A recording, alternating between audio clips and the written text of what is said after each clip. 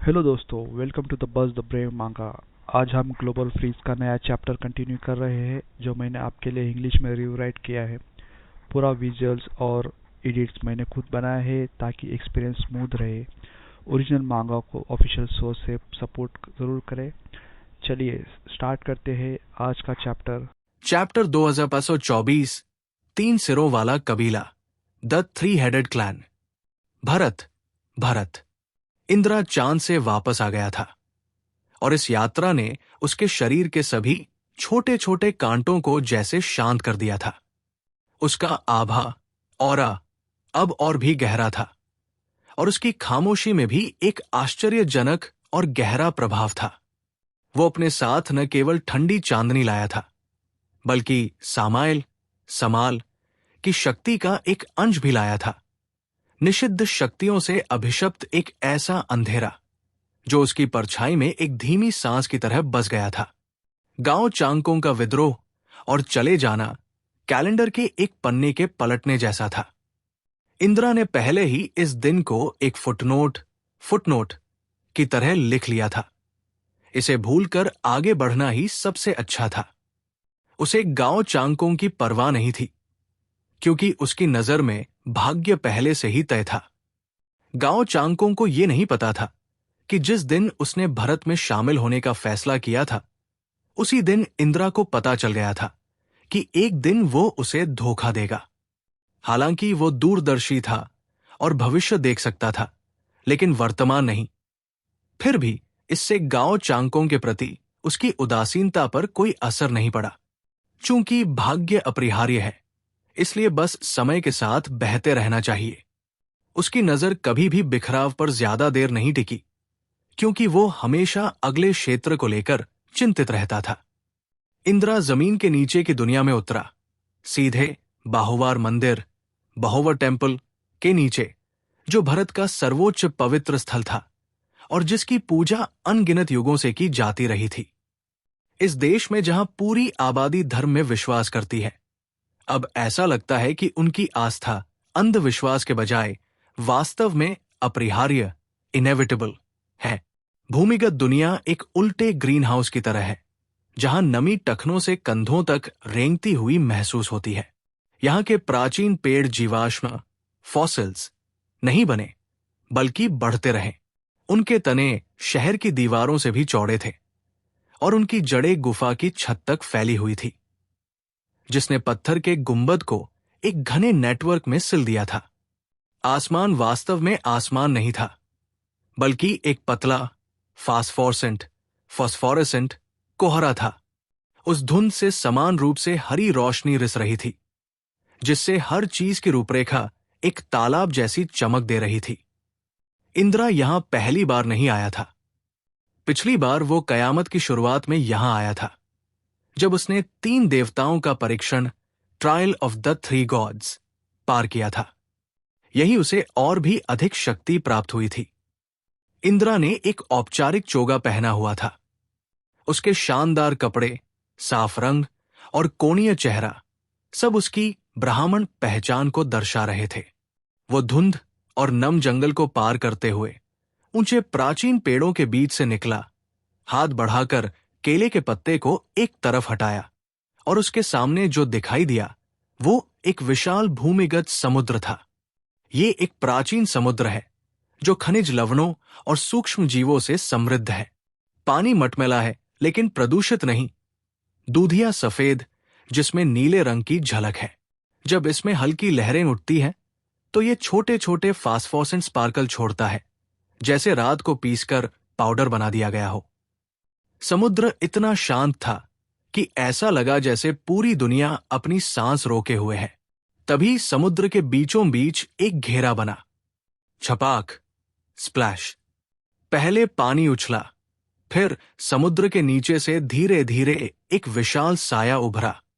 पानी से तीन विशाल सिर बाहर निकले जिनके तराशों, स्केल्स के आपस में रगड़ने से एक धीमी धातु जैसी आवाज आ रही थी। और वे तीन सिर वास्तव में एक ही शरीर से जुड़े थे। एक विशाल भयानक हरा सर्प जिसका आधा शरीर समुद्र के पानी में डूबा हुआ था नीचे इंद्रा की ओर देख रहा था।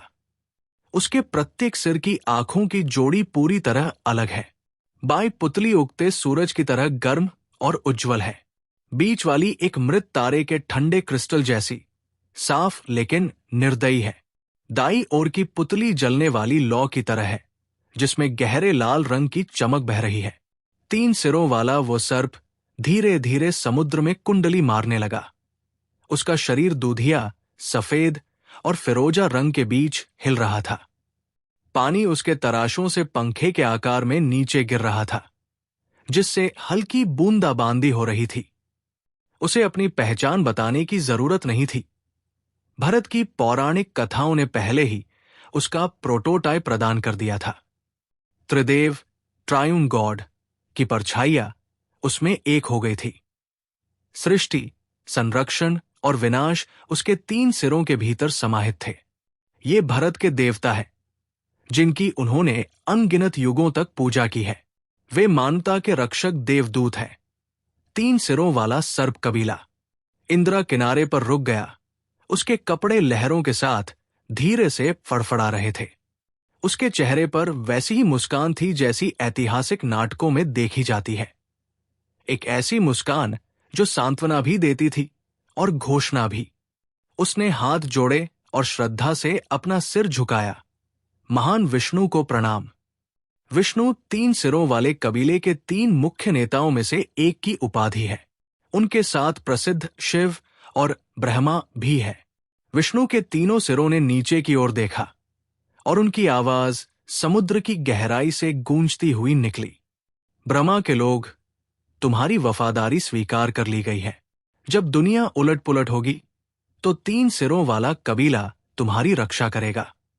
इंद्रा ने अपने हाथ नीचे किए और सीधे खड़े होकर कहा, मैंने वादा सुना और मैं इसकी कद्र करता हूं, लेकिन मैं एक स्पष्ट भविष्यवाणी के साथ आया हूं। भविष्य मदद की एकतरफा अपील नहीं है, बल्कि 2 तरफा संबंध है। भरत आपकी सुरक्षा चाहता है और बदले में आपको हमारी जरूरत है। इंद्रा की बात सुनकर विष्णु के तीनों सिरों की आंखों में अलग अलग रोशनी चमक उठी। उसने अपना सिर थोड़ा बाई ओर घुमाया, जैसे वो उसे परख रहा हो। दाई ओर से सफेद धुंध की एक लहर निकली, जो समुद्र की सतह पर गिरी और लहरों के साथ फैल गई। बीच वाले सिर की आवाज बिना पलक झपकाए आई, ऐसा लगता है कि तुमने चांद पर असाधारण शक्ति प्राप्त कर ली है। पुराने समय में इंद्रा की उनसे इस तरह बात करने की हिम्मत कैसे होती? मानवता, वो नस्ल जिसे उन्होंने पाला है, उनके सामने धूल जितनी मामूली है। विष्णु ने हमेशा इंद्रा को सम्मान दिया था और उनके चयन के कारण ही इंद्रा भरत कबीले का प्रतिनिधि बना था।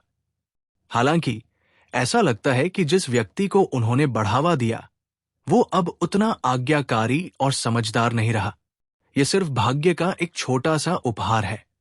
इंद्रा ने एक कदम आगे बढ़ाया। उसके जूते काई और बारीक रेत में धीरे से धंस गए। पृथ्वी के खुलने के बाद पुराने युग की झुर्रियां मिट जाएंगी और ग्रह की दरारों में दबे हुए सभी राज्य सामने आ जाएंगे। यहां तक कि 3 सिरों वाले कबीले जैसा शक्तिशाली कबीला भी इस युग में अपने अस्तित्व की गारंटी नहीं दे सकता। उसने अपनी आंखें उठाई। उसका लहजा हमेशा की तरह नरम था। और हम, भरत साम्राज्य की 6ठी पीढ़ी, इन कठिन समयों को मिलकर पार करने के लिए ईमानदारी से कबीले के साथ हाथ मिलाने को तैयार है। तीनों सिरों में हल्की हलचल हुई और विशाल साया दूधिया समुद्र पर 3 टुकड़ों में मुड़ गया। विष्णु बोले, उनकी आवाज पतली थी, तुम एक अनुबंध, कॉन्ट्रैक्ट मांग रहे हो, सुरक्षा नहीं। हां, इंद्रा ने सिर हिलाया। मैं भरत के लोगों को मूर्तियों के चरणों में नहीं रखूंगा। मैं हमें आपके साथ रखूंगा। हम बलि वेदियों की मरम्मत करेंगे और पृथ्वी तक जाने वाले दरवाजों का पुनर्निर्माण करेंगे। इसके बदले में जब युद्ध आएगा तो हम कंधे से कंधा मिलाकर लड़ेंगे। विष्णु के दाहिने सिर से एक बहुत ही धीमी हंसी निकली, जैसे पानी के नीचे पत्थर लुढ़क रहे हों। तुम भविष्य का बंटवारा कर रहे हो। मैं भविष्य को आपस में जोड़ रहा हूं। इंद्रा की मुस्कान और भी शांत हो गई। आप पुराने युग के गहरे समुद्र हैं और हम नए युग के उथले किनारे हैं। ज्वार के उठने और गिरने के लिए दो छोरों का होना जरूरी है। बीच वाले सिर की आंखें अचानक थोड़ी धुंधली हो गई। तुम्हारे साथियों ने तुम्हें पहले ही छोड़ दिया है। तुम्हारे लोग तुम्हें छोड़ रहे हैं, इसलिए तुम्हारा शहर ढह जाएगा। इस बात की क्या गारंटी है कि कल तुम्हारी बातों पर भरोसा किया जा सकेगा? इंदिरा की आंखों में एक चमक आई। विष्णु सूक्ष्म रूप से उसकी ओर इशारा कर रहे थे। बेशक इंदिरा ये नहीं भूल सकता था कि वो 3 सिरों वाला कबीला ही था जिसने जानबूझकर गांव चांगकों का समर्थन किया था, क्योंकि उन्हें उसकी बेवफाई का एहसास हो गया था और वे उसे नियंत्रण में रखना चाहते थे। दुर्भाग्य से गांव चांगकोंग ने हर चीज की गणना की थी, लेकिन वो भाग्य के खेल को नहीं देख सका। अंत में चांद पर किया गया हमला विफल रहा। चैप्टर 2525 असीम दिव्य साम्राज्य, बाउंडलेस डिवाइन किंगडम। इंदिरा पहले से ही 3 सिरों वाले कबीले के प्रति काफी नाराजगी पाले हुए था। कबीले के इस बैलेंसिंग एक्ट, दो पक्षों को संतुलित करने की चाल की वजह से चांद पर उसके साथ लगभग एक दुर्घटना हो गई थी। इसलिए आज इंदिरा ने, जिसने अब और भी अधिक शक्ति प्राप्त कर ली थी, सीधे विष्णु के पास जाकर स्पष्टीकरण मांगने का फैसला किया। हालांकि एक भविष्यवक्ता होने के नाते उसने बहुत ही रहस्यमय तरीके से बात की, जैसे वो बहुत ज्ञानी हो। बिखराव शाखाएं हैं, तना नहीं। इंदिरा ने सामने के अंधेरे में देखा। मैं गरुड़ के कदमों की आहट सुन रहा हूं और मैं देख रहा हूं कि वो कहाँ जा रहा है। लेकिन भरत किसी एक व्यक्ति की परछाई नहीं है, वो एक नदी है। एक नदी को उसके तल, रिवर बेड, की जरूरत होती है। जब तक नदी का तल नहीं ढहता, पानी अपना रास्ता खुद खोज लेगा। उसने अपनी हथेली खोली। उसकी उंगलियों के पोरों से चांदी जैसी हल्की रोशनी चमक रही थी, जैसे चांद की रोशनी से उतरी धूल हो। जहां तक आपसी विश्वास की बात है, मैं खुद को अनुबंध, कॉन्ट्रैक्ट से ऊपर रखता हूं। अगर मैं इसे तोड़ता हूं तो सामाइल ने मुझ पर जो साया छोड़ा है वो सबसे पहले मुझे ही निगल जाएगा। पौराणिक तरीके शायद सुंदर न हों, लेकिन वे ईमानदार होते हैं। मिल्की सी के किनारे की हवा कमजोर पड़ गई। 3 सिरों वाला कबीला एक पल के लिए खामोश रहा। उनके तीनों सिर सम्राट दिशितियान की हथेली में मौजूद शक्ति पर टिके थे। वो परिचित आभा उनके जीन्स में पहले से ही दर्ज है। द्रिक देवताओं की आभा, उन 7 सबसे शक्तिशाली ड्रूइड राजाओं की आभा जो अमर हो गए हैं। वे चांद से आए सामाइल से सावधान क्यों नहीं होते? एक लंबी खामोशी के बाद विष्णु आखिरकार बोले, मैंने तुम्हारी ईमानदारी और इस अराजक दुनिया में तुम्हारे साथ सहयोग करने की इच्छा को महसूस किया है, लेकिन उस रास्ते को मत भूलना जहां से तुम आए हो। 3 सिरों वाली नस्ल के बिना भरत का कोई अस्तित्व नहीं होता। इंदिरा ने अपने हाथ जोड़े, अपना सिर झुकाया और उसके होठों के कोनों पर एक हल्की मुस्कान आ गई। वो इस जुए में सफल रहा। स्वाभाविक रूप से हमारे कबीले ने हमेशा 3 सिरों वाले कबीले के प्रति पूर्ण सम्मान बनाए रखा है। हमारे कबीले के विश्वासों का उपयोग हमेशा 3 सिरों वाले कबीले द्वारा किया जाएगा। बोलने के बाद उसने एक कदम पीछे खींच लिया। मिल्की सी की हरी रोशनी धीरे धीरे कम हो गई। विशाल सर्प ने कुछ नहीं कहा और उसकी विशाल आकृति धीरे धीरे समुद्र में ओझल हो गई, जब तक कि सतह पर केवल हल्की लहरें नहीं बची। इंदिरा मुड़ा और पेड़ों की जड़ों से बने गलियारे पर वापस चल दिया। उसके कदम धीमे थे। वो जानता था कि ये मुलाकात, भले ही इसमें नगाड़े और फूलों की बारिश नहीं थी, किसी भी अनुष्ठानिक संगीत से अधिक ठोस थी। वो ये भी जानता था कि जमीन अराजकता की स्थिति में है और सीमाएं धुंधली है, लेकिन भरत के नदी तल को सबसे पहले वश में किया जाएगा। इतना ही काफी है।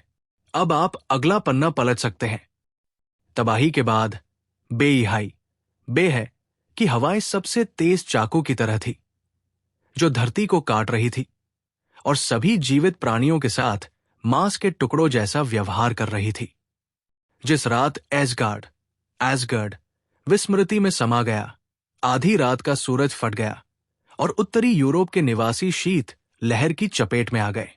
ओडिन और लोकी चांद पर युद्ध में मारे गए, जिससे सीधे तौर पर नॉर्डिक गठबंधन सेना एसगार्ड का प्रभुत्व और जमीन की रक्षा करने की शक्ति खत्म हो गई।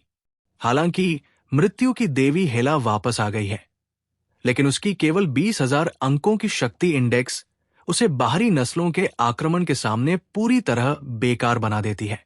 इसलिए जब नॉर्डिक क्षेत्र में विदेशी कबीले दिखाई दिए तो 10 घंटे से भी कम समय में पूरी जमीन पर कब्जा कर लिया गया।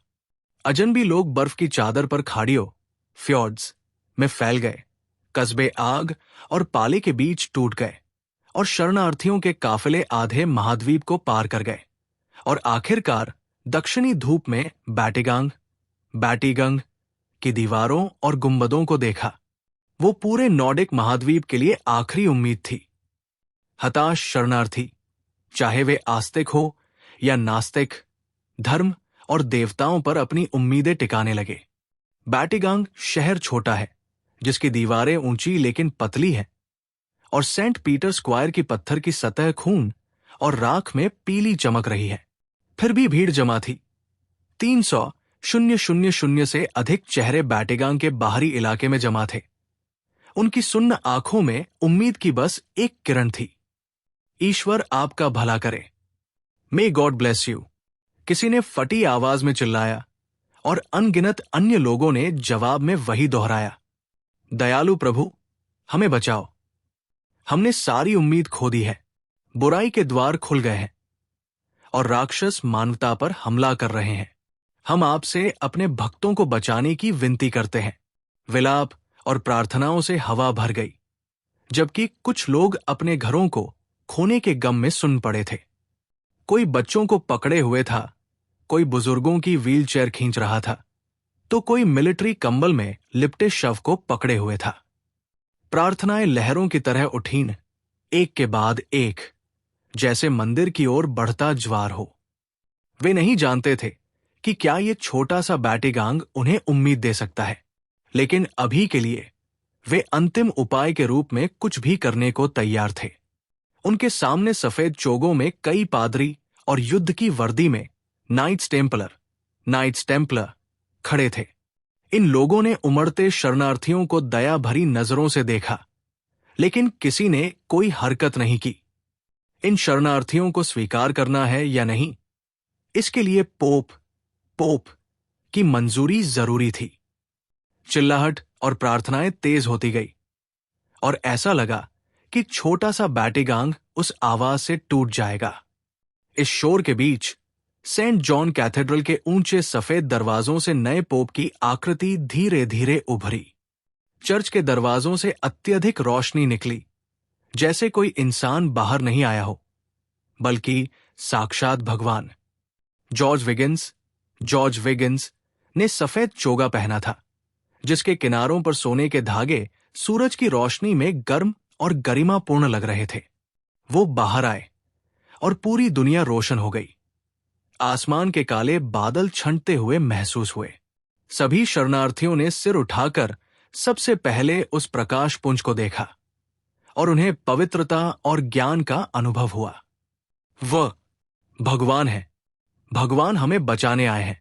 चिल्लाहट की लहरें उठीं, जो तुरंत बैटिगंग के पूरे इलाके में फैल गई। 16 वर्षीय जॉर्ज विगिंस चर्च के प्रवेश द्वार पर खड़े थे। उन्होंने चुप रहने का इशारा करने के लिए हाथ नहीं उठाया। वे बस बालकनी के किनारे खड़े रहे। हवा उनकी आस्तीन को छूकर गुजरी और सफेद कबूतर खंभों के बीच चक्कर लगाने लगे। खोई हुई भेड़ों, उन्होंने अचानक एक आह भरी। अगले ही पल गुंबद पर लगी पवित्र प्रतिमा के चारों ओर का प्रभामंडल अचानक बड़ा हो गया, जैसे कोई अदृश्य हाथ उस रोशनी को फैला रहा हो। जमीन बहुत हल्की सी कांपी, चौक के किनारे बाहर की ओर खिसक गए और दीवारों के बाहर के सड़क गलियारे ऐसे थे जैसे पन्ने एक एक करके पलटे जा रहे हों। असीम दिव्य साम्राज्य, बाउंडलेस डिवाइन किंगडम। उनकी आवाज तेज नहीं थी, लेकिन ऐसा लगा जैसे वो हर किसी के कान के पर्दे पर उतर आई हो। अगले ही पल विगिंस को केंद्र बनाकर बैटिगांग का पूरा क्षेत्र, जो 1 वर्ग किलोमीटर से भी कम का देश था, अचानक विकृत, डिस्टोर्ट हो गया। हवा में एक दूसरी अनदेखी संरचना तेजी से फैलने लगी, जिसमें खंभों के पीछे खंभे और आंगनों के भीतर आंगन बनते गए। वो चौक, जो मूल रूप से केवल 10,000 लोगों के घुटने टेकने के लिए पर्याप्त था, तुरंत एक अदृश्य, दूर और लंबे स्थान में फैल गया। विगिंस, जो उनसे केवल कुछ 100 मीटर दूर थे, अचानक धरती के दूसरे छोर पर खिंच गए। लेकिन दिव्य चमक वैसी ही धधकती रही। दीवारें अब केवल पत्थर और गारे की नहीं थी, बल्कि एक के ऊपर एक रखी गई स्थानिक परतों, स्पेशल प्लेन्स की तरह थी, जो गोल घेरों में बाहर की ओर फैल रही थी और सड़कें नजर से ओझल होने तक खिंचती चली गई। बच्चे की सिसकियां आश्चर्य में बदल गई। बूढ़े ने अपने चारों ओर फैले बैटिगांग की ओर कांपते हुए इशारा किया। ये बड़ा हो गया है, ये प्रभु का चमत्कार है। कुछ लोग जमीन पर गिरकर रोने लगे, जबकि अन्य लोगों ने अपने दिल से क्रॉस क्रॉस को लगाया और बार बार आभार के शब्द बुदबुदाए। चैप्टर 2526, नए पोप की शक्ति, the power of the new pope. आगे की ओर पहले से भीड़ भाड़ वाला शरणार्थियों का जुलूस धीरे धीरे शहर द्वारा समाहित कर लिया गया। बिना किसी धक्का मुक्की या भगदड़ के ऐसा लगा मानो शहर ने खुद आगे बढ़कर उन्हें अपनी बाहों में भर लिया हो। विगिंस ने अपनी दाहिनी हथेली उठाई और अपनी उंगलियों को हल्का सा बंद किया। इस नए पोप ने आश्चर्यजनक रूप से शक्तिशाली स्थानिक क्षमताओं, स्पेशल एबिलिटीज का प्रदर्शन किया है। यदि झांग यी यहां होते तो वे इस कौशल को देखकर निश्चित रूप से अत्यंत गंभीर हो जाते, क्योंकि वे महसूस करते कि विगिंस की स्थानिक क्षमताएं उनकी वर्तमान क्षमताओं से कम नहीं है। क्या ये वही 16 साल का लड़का है जिसे कभी पूर्व पोप किंग लुआंग का उत्तराधिकारी माना जाता था? हालांकि तथ्य हमारे सामने हैं और हम उन्हें नकार नहीं सकते। खोई हुई भेड़ों को बचाओ, विगिंस ने शांति से आदेश दिया। पादरी तुरंत काम पर लग गए, बड़ी मात्रा में रसद लाएं और कुशलतापूर्वक शरणार्थियों को भोजन बांटने, उनका पंजीकरण करने और उन्हें सांत्वना देने लगे। भगवान के इस साम्राज्य में उतनी ठंड नहीं थी, और जब उन्हें कंबल, गर्म पानी और भोजन दिया गया तो वे कृतज्ञता से रो पड़े। आपदा के समय विश्वासियों को हासिल करने की लागत बहुत कम हो जाती है। शांति के समय में एक भी विश्वासी बनाने के लिए न जाने कितने अंडे मुफ्त देने पड़ते और कितने ब्रोशर छापने पड़ते। अब ये बहुत सरल है। ऐसा लगता है कि papal states, the PayPal states की नींव को कम नहीं आंका जाना चाहिए। सामग्री भंडार के मामले में वे बहुत संपन्न हैं। वे लगभग 300,000 शरणार्थियों को आसानी और धैर्य के साथ संभालने में सक्षम थे। व्यवस्था जल्द ही बहाल हो गई। रोना धोना धीमी सिसकियों में बदल गया और फिर केवल थकी हुई सांसें बाकी रह गई। कई लोग पूजा में घुटने टेक कर बैठ गए, और यहां तक कि जो लोग भगवान में विश्वास नहीं करते थे, उन्हें भी अचानक विश्वास हो गया। वे रोते हुए भगवान और पोप को धन्यवाद दे रहे थे। सज्जनों, विगिंस की नजर भीड़ पर घूमी। शहर के बाहर की संकरी नदी और दूर धुएं से भरे आसमान पर टिकी। प्रभु का राज्य केवल पत्थर और दीवार नहीं है। ये वो जगह है जहां आप घुटने टेकते हैं और प्रार्थना करते हैं, और ये तब होता है जब आप खड़े होते हैं। शरणार्थी शिक्षाओं को ध्यान से सुन रहे थे और पादरियों द्वारा भोजन के साथ बांटे गए पैम्फलेट्स प्राप्त कर रहे थे। ये बाइबल के सरल संस्करण थे। विगिंस के बोलना खत्म करने के कुछ ही समय बाद बाहर से एक लंबी और प्रभावशाली आकृति वापस आई, जिस पर खून के निशान और मौसम की थकान थी। भारी कदमों की आवाज नए बने रास्ते पर स्पष्ट रूप से गूंज रही थी, जबकि सफेद झंडे हवा में फड़फड़ा रहे थे। ये नाइट्स टेम्पलर थे। वे खून से लथपथ थे, मानो अभी किसी बड़े युद्ध से लौटे हों। स्पष्ट रूप से दुनिया में विभिन्न प्राचीन नस्लों के पुनरागमन के साथ बेडिगो लीग, बाइडिगो लीग पूरी तरह से प्रभावित होने से बच नहीं सकती। सशस्त्र सुरक्षा प्रदान करने के लिए जिम्मेदार टेम्पलर नाइट्स को तब शारीरिक बल का सहारा लेना पड़ता है जब तर्क विफल हो जाता है। टेम्पलर नाइट्स चौक में दाखिल हुए, जबकि अन्य लोग नीचे से नए आए शरणार्थियों को देख रहे थे। केवल एक व्यक्ति पोप विगिन्स की ओर बढ़ा। उसने अपना हेलमेट हटा दिया था, जिससे उसके पीले चेहरे पर खून के धब्बे दिखाई दे रहे थे, लेकिन उसकी आंखें साफ थी। डेथ नाइटनोल्ड ओलेब, 4 horsemen of the apocalypse, 4 horsemen of the apocalypse के नेता, एक कार्डिनल जिनका पद पोप के बाद दूसरे स्थान पर है।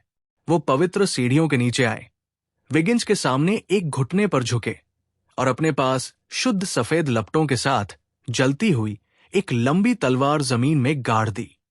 पवित्र तलवार की धार पर वो खून अभी भी था जो जमा नहीं था। उस खून में धीरे धीरे आग की लपटें उठीं और बिना कोई निशान छोड़े उसे राख में बदल दिया। महामहिम, अर्नोल्ड ने अपना सिर झुकाया। उनकी आवाज धीमी और स्थिर थी। हमने 300 किलोमीटर के दायरे में दिखाई देने वाली सभी शत्रुतापूर्ण विदेशी नस्लों को खदेड़ दिया है। विगिन्स ने थोड़ा सिर हिलाया।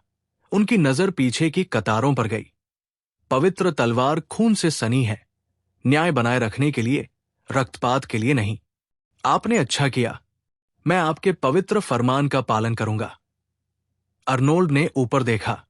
उसकी पुतलियों में आग की रोशनी क्षण भर के लिए चमकी और गायब हो गई।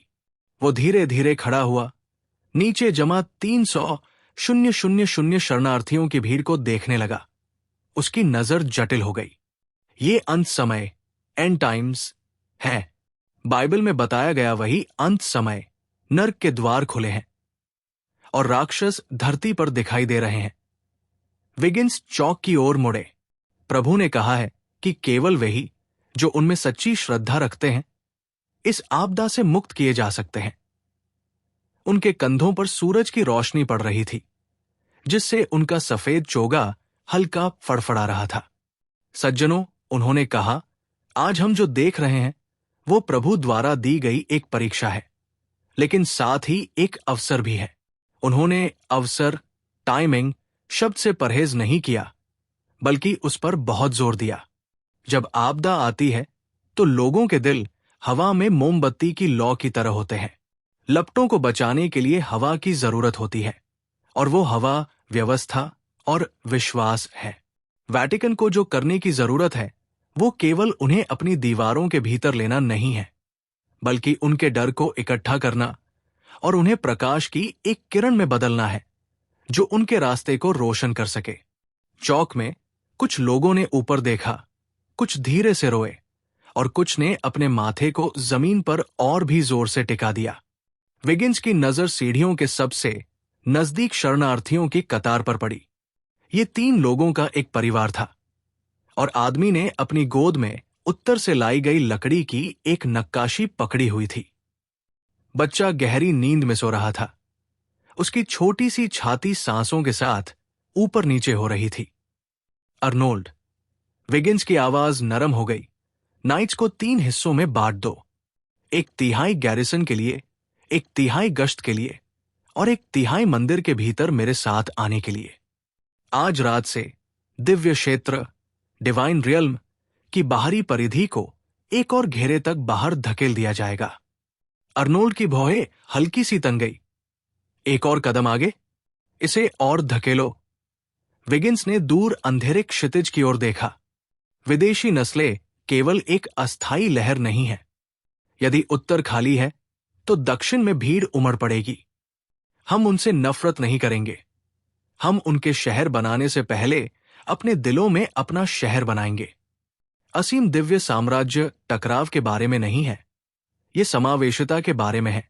ये बिखरे हुए लोगों को विश्वास की शक्ति में एकजुट करने के बारे में है। वे रुके, फिर अपनी आवाज धीमी की, जैसे अर्नोल्ड को संबोधित कर रहे हों, और उन सभी को भी जो घुटने टेके हुए थे। याद रखें, अकाल के वर्ष हथौड़े की तरह होते हैं।